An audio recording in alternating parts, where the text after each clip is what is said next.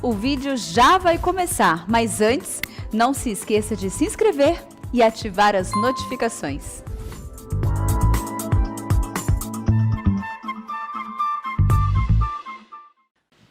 Vamos fazer a leitura a partir do verso 14. Diz assim Romanos 1, verso 14: Pois sou devedor tanto a gregos como a bárbaros, tanto a sábios como a ignorantes. Por isso, quanto está em mim, estou pronto a anunciar o evangelho também a vós outros em Roma.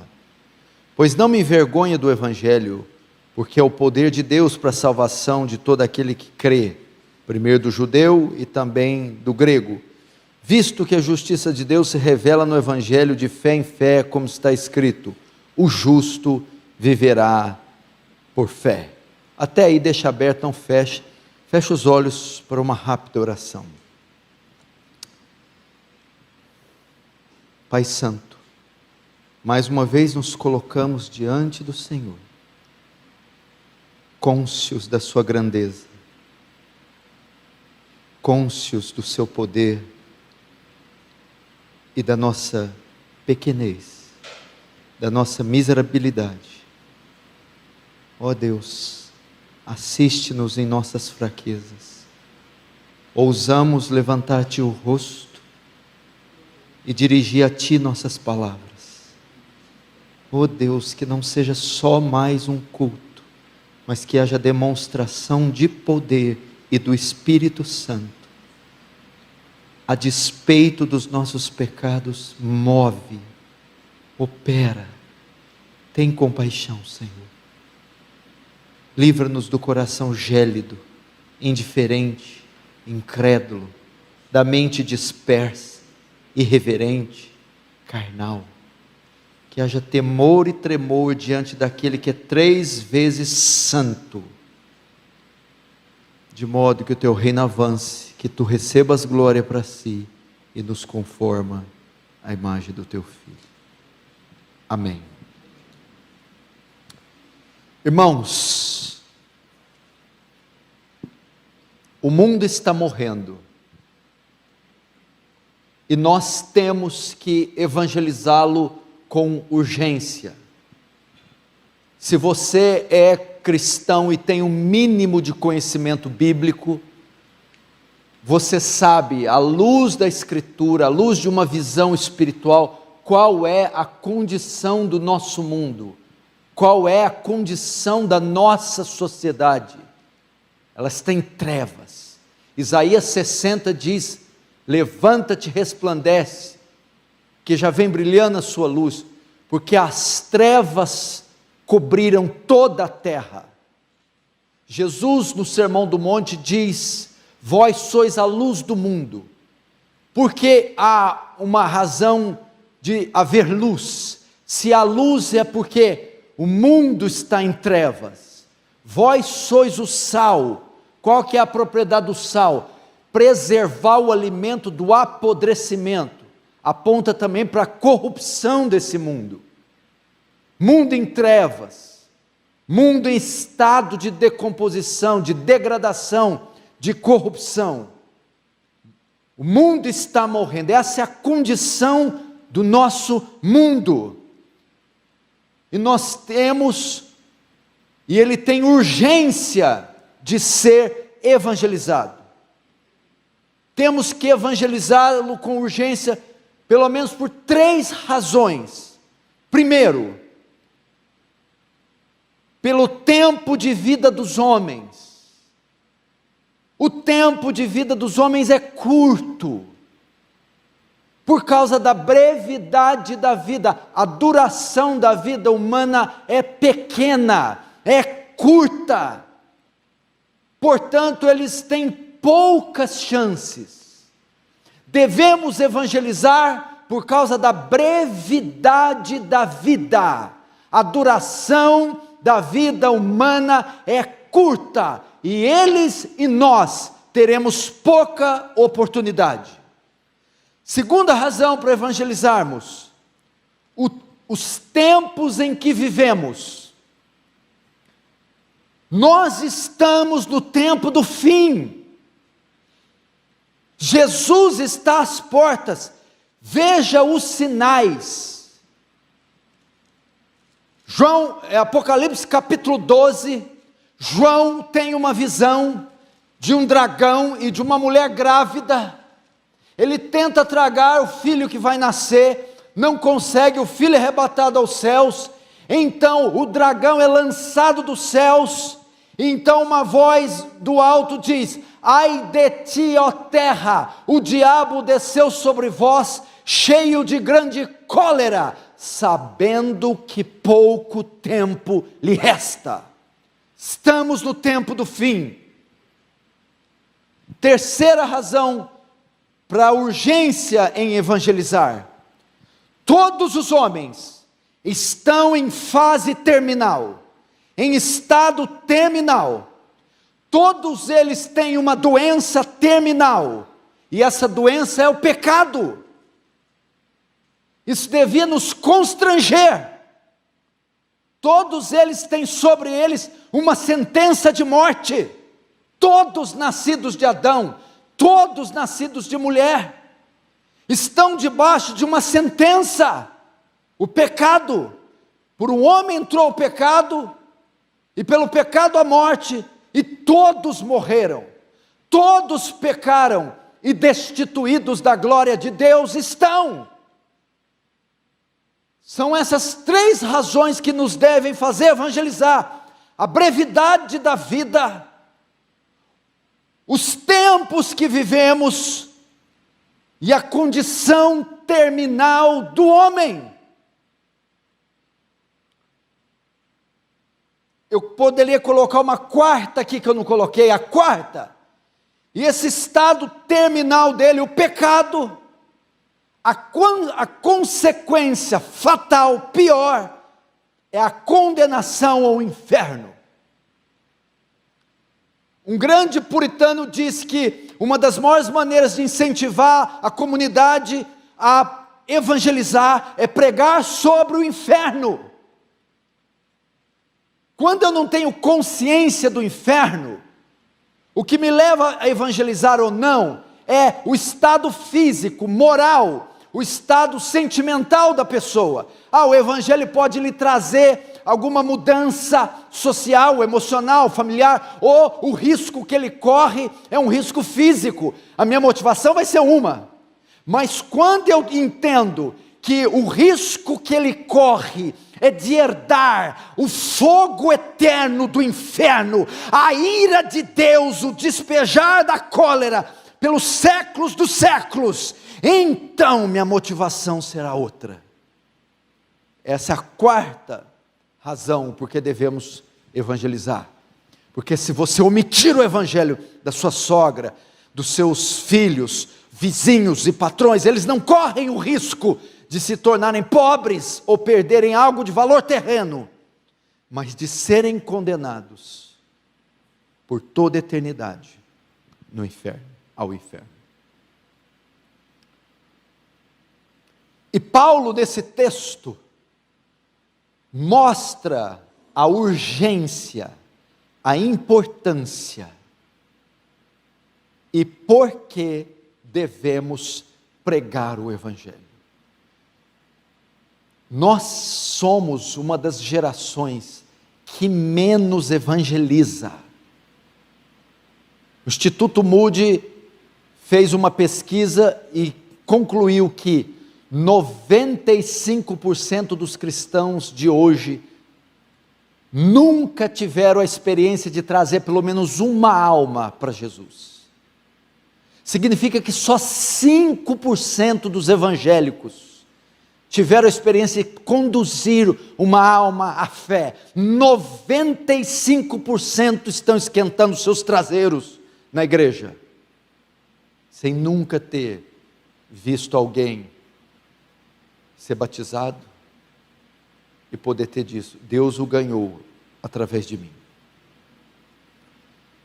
Primeiro, o apóstolo Paulo, como eu disse, o texto mostra a urgência, a importância e por que devemos evangelizar.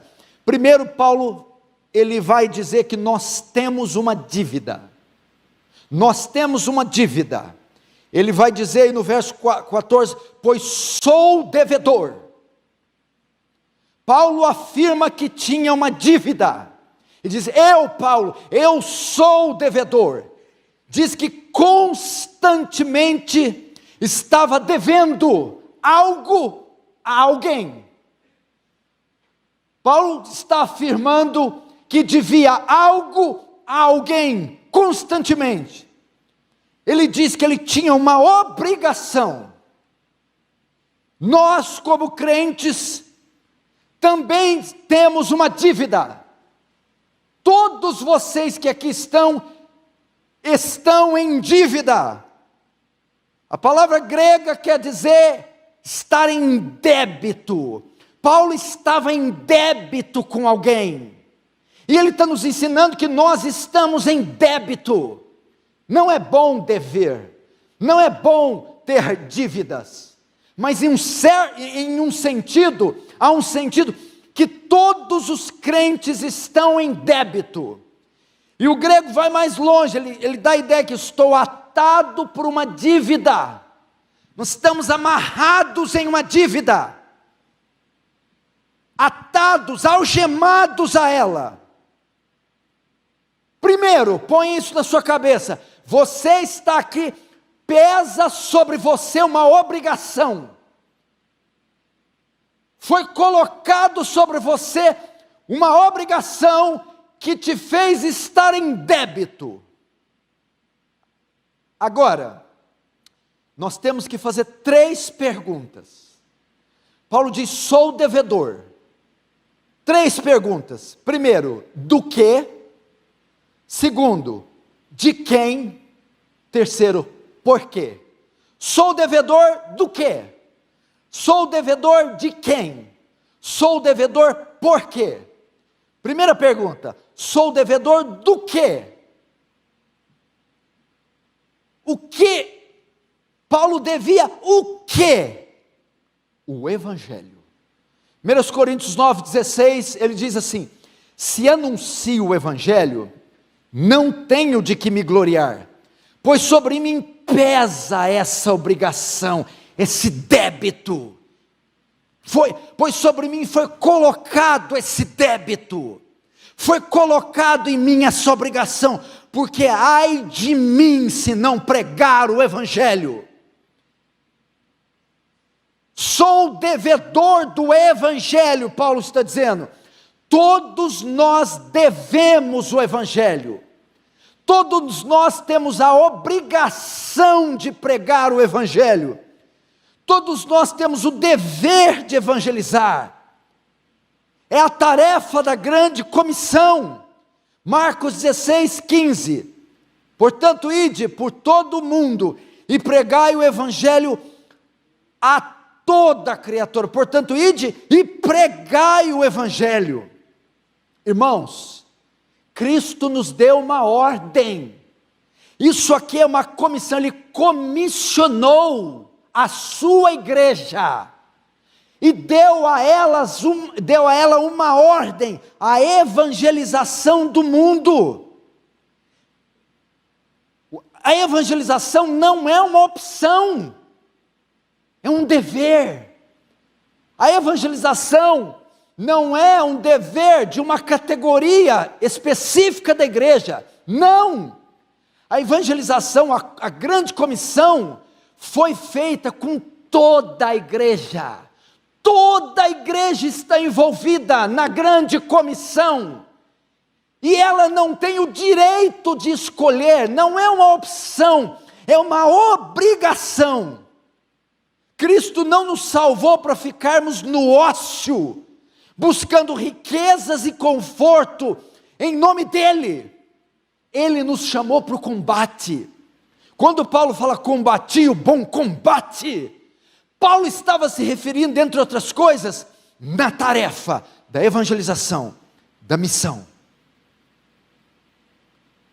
Eu não evangelizo porque eu não tenho chamado. Eu não evangelizo porque eu não tenho ministério ordenado. Eu não evangelizo porque eu não tenho dom de evangelista. Não, a tarefa da grande comissão, ou a tarefa do ID, o evangelismo, meu irmão, foi confiado a todo e qualquer crente. Então veja, você está em débito, você é um devedor do evangelho. O termo grego também aponta para obrigação, necessidade. Paulo tinha uma necessidade de evangelizar. Paulo tinha uma obrigação, gente, não tem cabimento que a igreja está fazendo. Ela se assentou no seu conforto, na sua preguiça, no seu ócio e no seu egocentrismo, enquanto multidões ao nosso redor estão morrendo. Sou devedor, primeiro, do quê? Do evangelho. Segundo, de quem? O texto vai, pois sou devedor tanto a gregos como a bárbaros, tanto a sábios como a ignorantes. De quem? Quando Paulo usa o termo gregos e bárbaros, sábios e ignorantes, ele está querendo se referir ao quê? Todos os homens. Todas as categorias. Primeiro, quando ele fala gregos e bárbaros, ele fala de regiões, ele está falando da geografia, raças, povos, etnias. Sou devedor de todos os homens. E quando ele fala sábios e ignorantes, fala de culturas. Prego para o chinês, prego para o europeu, para o brasileiro, para o italiano, mas prego também para o mestre e para o ignorante, para o professor e para o aluno, para o culto e para o inculto. Sou devedor de todos os homens. Todos os homens. O texto diz, portanto, ide fazer discípulos na Judéia. Não. Portanto, ide fazer discípulos em Samaria. Não. Portanto, ide fazer discípulos em Cafarnaum, não. Portanto, ide fazer discípulos de todas as nações. Temos uma dívida, estamos em débito. O que devemos?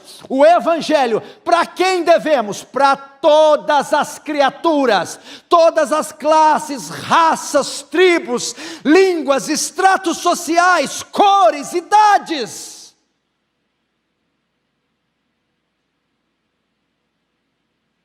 Paulo não fazia distinção. Paulo não escolhia classes de pessoas. Você já viu? Tem gente que fala, eu só evangelizo rico. É. Esse negócio de favela, de biqueira, não é comigo não. É verdade? Eu saio para evangelizar na Paulista. Quando fala de missões e fala da janela 1040, eu abaixo a minha cabecinha. Paquistão, Afeganistão, Nepal, Tibete,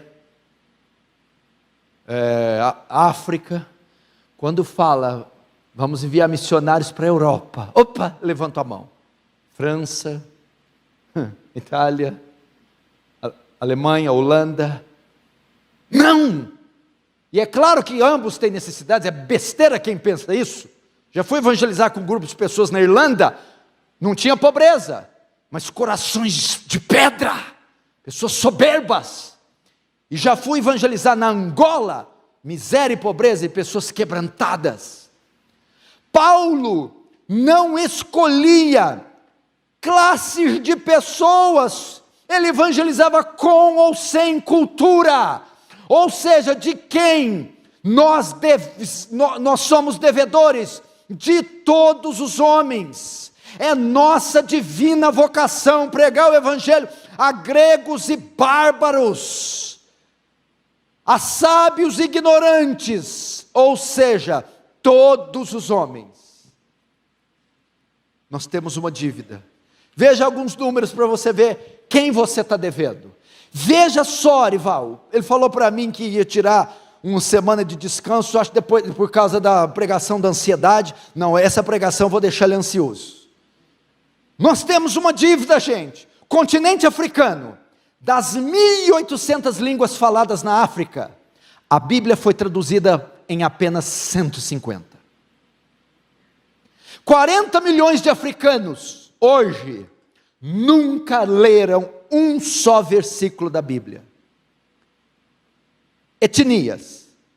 São pequenos povos, vilarejos ou grupos familiares. Estão incluídos dentro do termo etnia.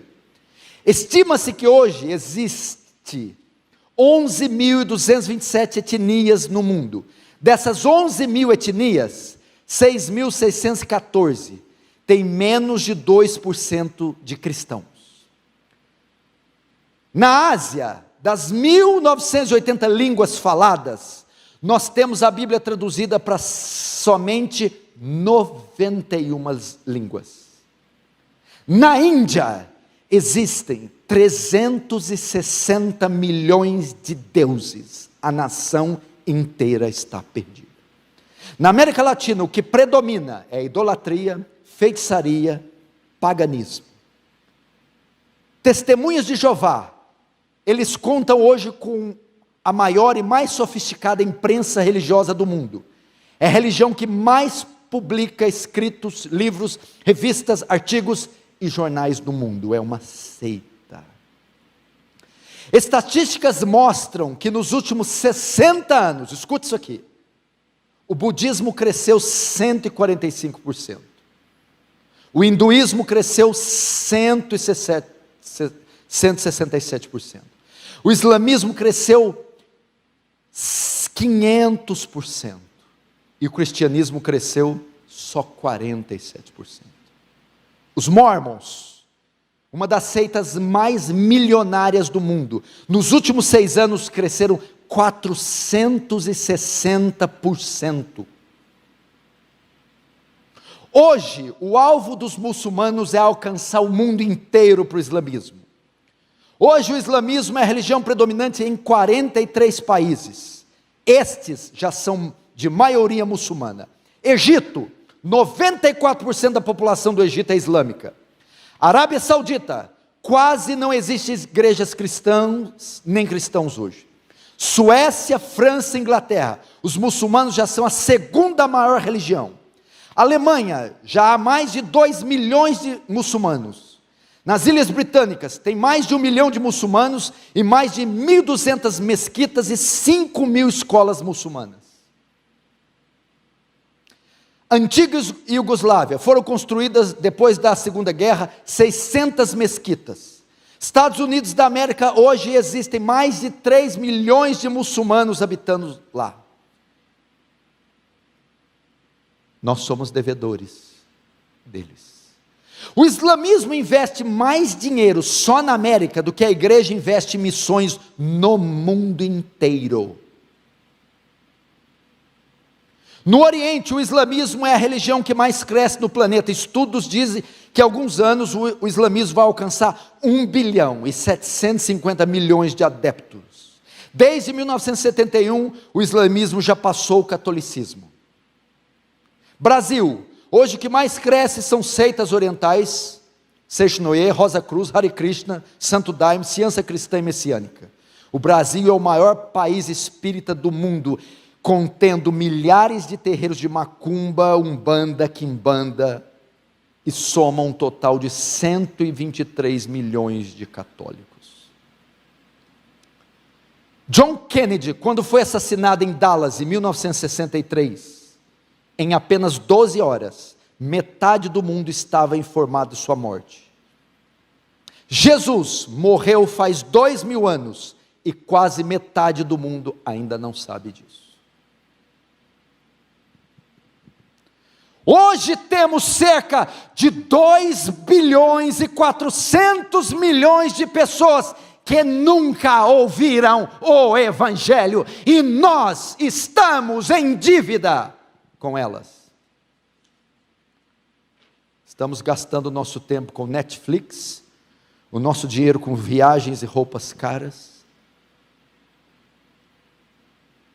o nosso coração com relações espúrias, enquanto o mundo está morrendo. Temos uma dívida.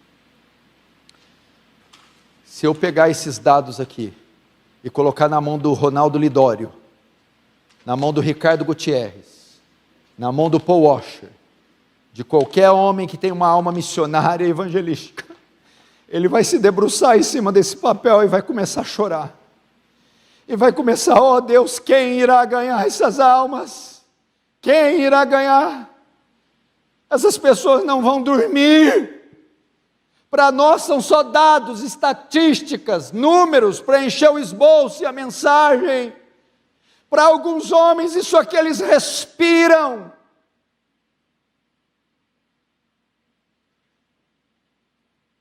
Paul Washer, quando esteve pregando no Brasil, disse, ele anda num carro, quando eu estive lá na casa dele, andei no carro dele com ele, tem uma caminhonete de $3.000, com a porta quebrada e com arame. Eu não preciso de um carro, se você me der um carro novo, eu vou vender e vou doar para as missões. Oswald Smith, pregando numa conferência, disse, se você está na igreja e não se interessa por evangelismo e missões, pode ter uma grande probabilidade de você nunca ter nascido de novo. Esses números, essas estatísticas não podem deixar você dormir, elas têm que consumir você. Somos devedores. Quando Hudson Taylor cruzou o oceano e chegou na Índia, na China para pregar, e os chineses ficaram maravilhados, pastor Arival, com o evangelho, e disse, que coisa linda, há quanto tempo vocês conhecem o evangelho? Ele disse, alguns séculos, e só agora vieram comunicar a nós. Estamos em dívida. Sou devedor, do quê? Do evangelho. De quem? De todos os homens. Por quê? Por que somos devedores? Por que Paulo era um devedor? Sou devedor. Por quê? Porque foi alcançado pelo evangelho. Porque Paulo foi salvo pela graça, redimido pela graça, alcançado pela graça, e por essa razão ele sentia-se devedor, ele era enfermo, ele era doente, e ele tinha recebido o remédio, e agora, uma vez recebido, não podia negá-lo aos que estavam doentes. Sou devedor, porque essa graça me alcançou, e eu tenho a obrigação de levar a mesma graça que me alcançou a outros. Ele diz isso em 1 Coríntios 15, 1. Irmãos, venho vos lembrar, o evangelho que vos anunciei, devedor, ele pagou. Antes de tudo, vos entreguei o que também recebi. Por que eu vos entreguei? Por que eu evangelizei? Porque primeiro eu recebi. É por isso Cristo morreu pelos nossos pecados segundo as Escrituras, e foi sepultado e ressuscitou o terceiro dia segundo as Escrituras. Irmãos, depois que somos salvos, temos a obrigação de levar essa salvação a eles. Depois que fomos alcançados, estamos em dívida com aqueles que não foram alcançados.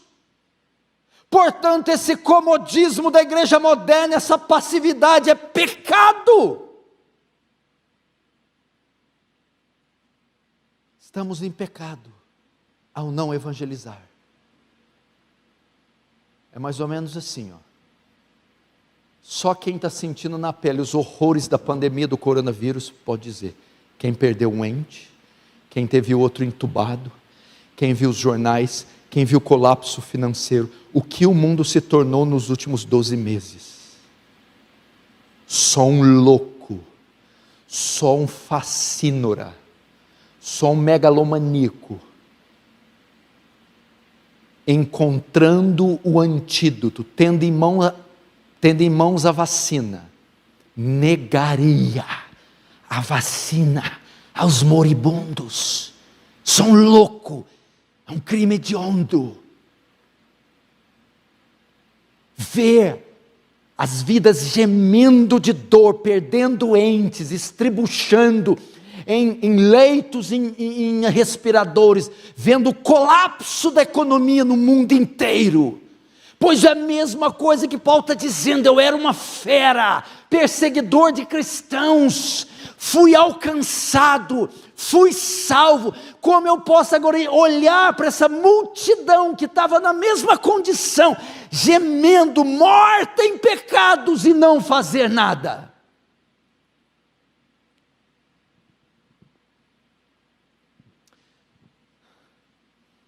Depois que somos alcançados, somos obrigados a levar o evangelho. Veja o endemoniado gadareno, lembra-se? Estava na terra dos Gesarenos. Jesus vai lá e o alcança, e o salva.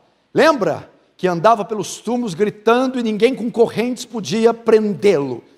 Aí a Bíblia diz que as pessoas passaram e viram o endemoniado, que tinha legião, sentado, vestido em perfeito juízo. Fui alcançado. Agora olha o que aconteceu após ele ser alcançado. Marcos 5, 19, 20. Jesus diz: vai para a tua casa, para os seus, e anuncia-lhes quão grandes coisas o Senhor te fez, e como teve misericórdia de você. Aí o que ele fez? Após receber o evangelho, e ele foi, e começou a anunciar em Decápolis, quão grandes coisas Jesus lhe fizera, e todos se maravilhavam. Sou devedor, por quê? Porque fui salvo pela graça. A mulher samaritana, João 4, 28, deixou, pois, a mulher o seu cântaro, e foi à cidade, e disse àqueles homens: vinde e vede um homem que me disse tudo quanto tenho feito. Ela acabou de ser salva, sentiu-se devedora dos samaritanos. Eu tenho uma dívida com os samaritanos: o evangelho. Estamos em dívida. Você tem uma dívida. Você tem alguém ímpio ao seu redor? Você tem uma dívida com a sua mãe, uma dívida com seu pai, uma dívida com seu filho, uma dívida com seu patrão, uma dívida com o funcionário. Você tem uma dívida, é o evangelho. Agora vamos ver a disposição do apóstolo Paulo. Quanto tempo eu tenho, Erival? Fez assim, ó. Achei que ele ia dar livramento para vocês, mas não deu não. Vamos ver a disposição de Paulo. Então veja, nós estamos em dívida, por favor. Agora a disposição de Paulo. O verso 15 diz: por isso, quanto está em mim, estou pronto. Estou pronto. A disposição do Paulo. Então ele vai dizer: por isso o quê? Por essa razão. Que razão? O que foi dito antes, por estar em dívida, por ser alcançado por essa graça, e ter consciência da minha dívida, eu estou pronto. Deixa eu fazer uma pergunta: você está pronto para pregar o evangelho? Você está pronto? Pronto aqui compreende 3 sentidos. Essa palavra pronto quer dizer, primeiro, preparado. Paulo estava preparado no sentido de capacitado. Ele já tinha sido batizado, encontrado Jesus em Damasco, recebeu o Espírito Santo, passou 1000 dias na Arábia. Agora ele está pronto, capacitado, na ponta dos cascos. Ele está agora pronto, cheio do Espírito. Deixa eu fazer uma pergunta: você está pronto? Você é um homem versado nas Escrituras, um homem de oração, já venceu seus pecados, amadureceu na fé. Deus pode te separar a qualquer hora, que vai achar um homem e uma mulher prontos. Ou você ainda sequer leu o Evangelho de João, sequer sabe o que é orar mais de 10 minutos, sequer participa de uma igreja por mais de um ano como membro. Quantos não irão ao inferno por omissão nossa? Veja só o que o escritor de Hebreus diz a esses omissos. Hebreus 5,12. A esta altura, vocês já deveriam ensinar outras pessoas. No entanto, é vocês que precisam que alguém lhes ensine novamente os conceitos mais básicos da palavra de Deus. Vocês ainda precisam de leite e não podem ingerir alimento sólido. Já era para vocês serem mestres. Paulo diz: estou pronto. Temos que estar pronto. Você não pode pregar o evangelho de qualquer jeito. Segundo termo quer dizer estar pronto. Primeiro, capacitado. Segundo, disposto. Pronto quer dizer eu estou na agulha, fala de ânimo.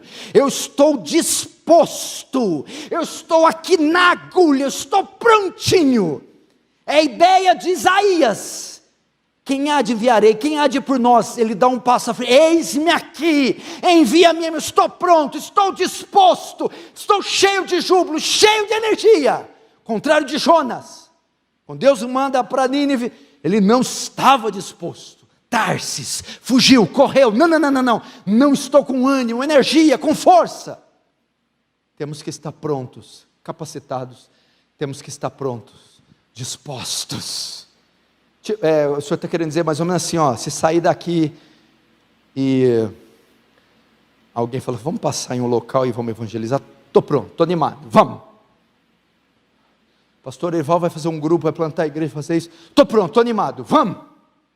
Terceiro, disponível. Primeiro, preparado. Segundo, disposto. Terceiro, disponível. Que é isso?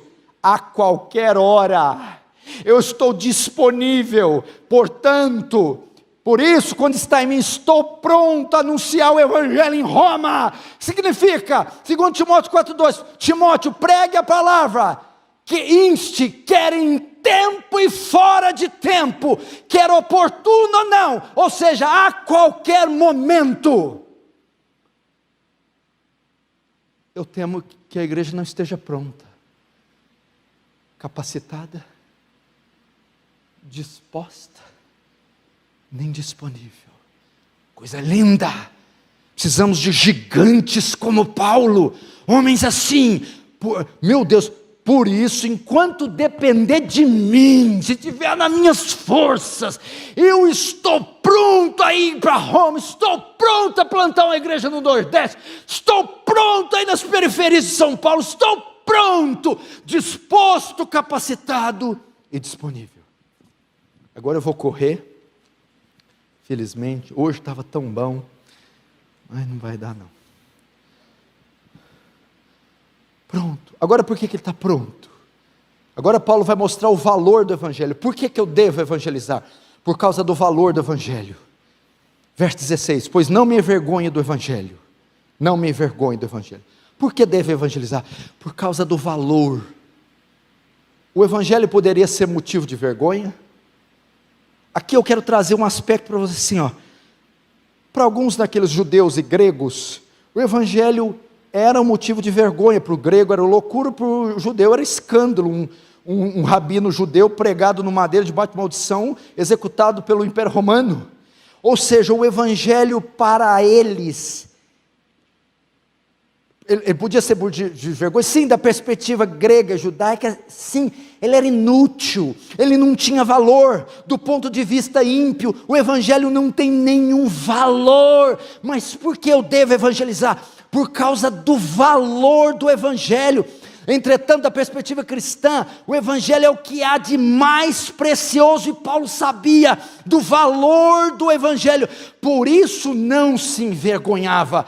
Ao escrever não me envergonho, provavelmente ele quisesse dizer ao contrário, sinto orgulho do evangelho, por causa do valor.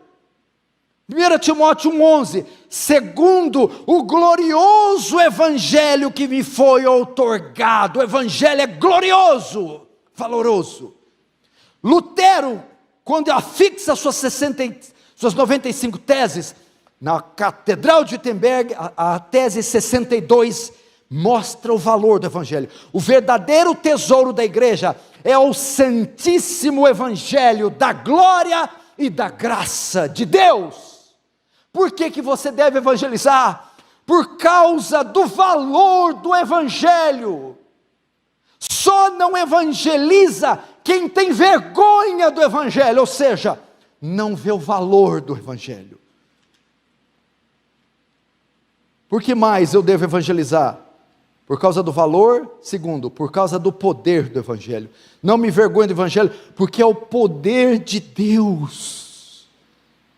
Nós temos um Evangelho poderoso nas nossas mãos.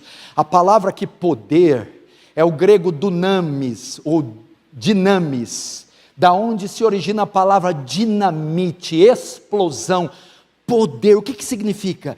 Esse Evangelho é mais do que uma ciência, ele é virtude.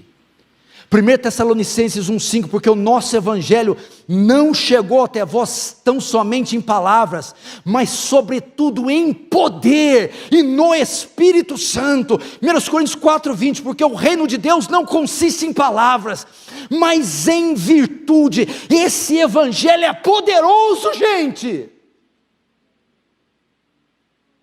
Quem tem Bíblia aí, diz amém. Cada crente tem uma dinamite na mão, uma bomba na mão. E por que ele é poderoso? Por causa da sua transcendência. O texto diz, porque ele é o poder de Deus. O Evangelho não é divino, não é humano, é divino. O Evangelho é do céu, não é da terra. Gálatas 1,11, irmãos, quero que saibam que o Evangelho por mim anunciado não é de origem humana. Não é de humana? É de quem então, Paulo? Romanos 1,11 vai dizer, 1,1, Paulo, servo de Jesus Cristo, separado para o Evangelho de Deus. Por isso que ele é poderoso, por causa da sua transcendência. Ele não é da terra, ele é do céu. Tão poderoso que é capaz de salvar. Veja só, não me envergonhe do Evangelho, porque é o poder de Deus para salvação.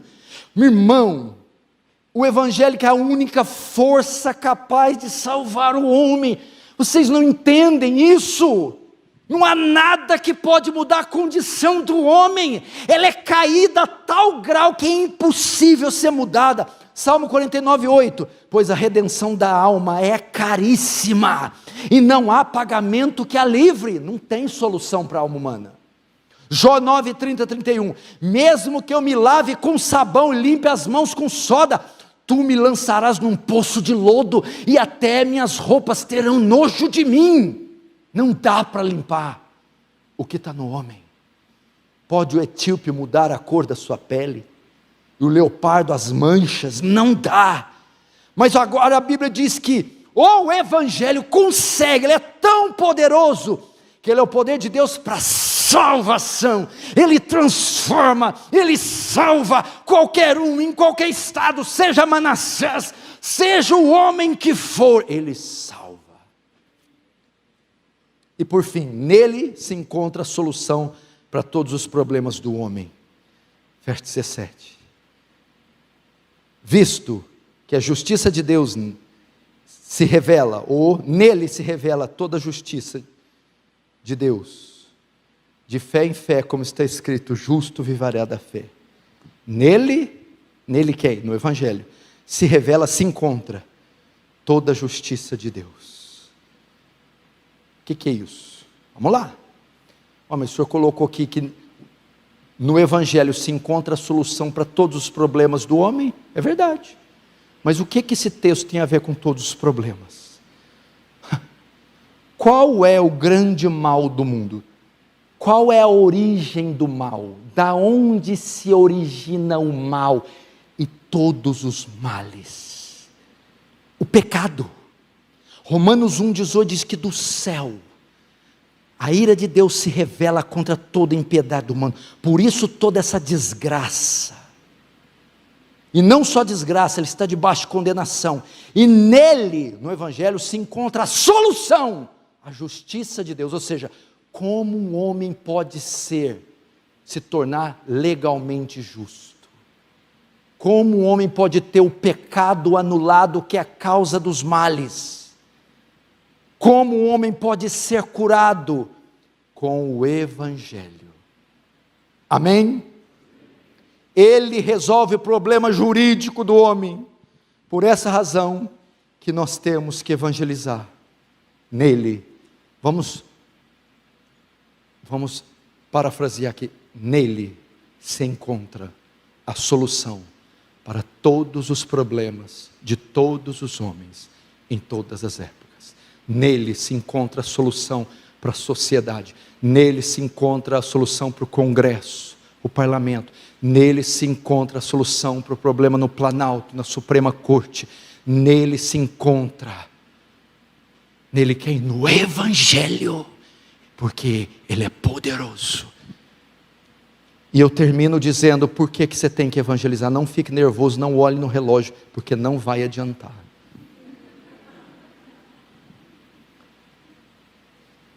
Em 1974, numa cidade chamada Lausanne, na Suíça, houve uma conferência sobre evangelismo. E o que foi decidido lá, entre outras coisas, foi que o propósito de Deus é o evangelho todo, pregado por toda a igreja, pregado para todo mundo, a cada criatura. A visão de Deus é o mundo, o método de Deus é a igreja, e o tempo de Deus é agora. Vamos fechar os olhos. Pai Santo, eu louvo o Teu nome, pela Sua bondade e a Sua misericórdia, em nos colocar sob essa dívida. Oh Deus, nos faz, Deus, levar a conhecer aquilo que por nós já foi conhecido, o Evangelho da graça e da glória. Tira-nos dessa preguiça, conformismo, comodidade, conforto e desobediência diante de eloquente mandamento, eloquente convite, convocação. Portanto, ide e pregai todo o Evangelho para toda criatura da terra. Em nome de Jesus. Amém.